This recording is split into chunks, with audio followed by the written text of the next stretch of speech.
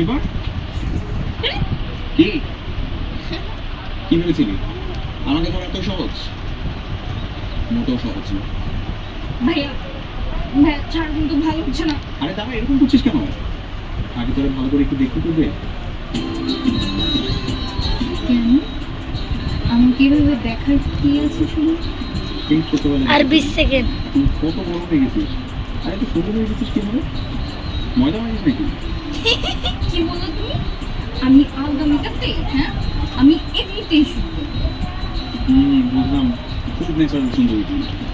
তুমি আমার হাত থেকে ছাড়বা, যদি কেউ দেখে তাহলে কিন্তু খবর খারাপ হয়ে যাবে বলে দিলাম।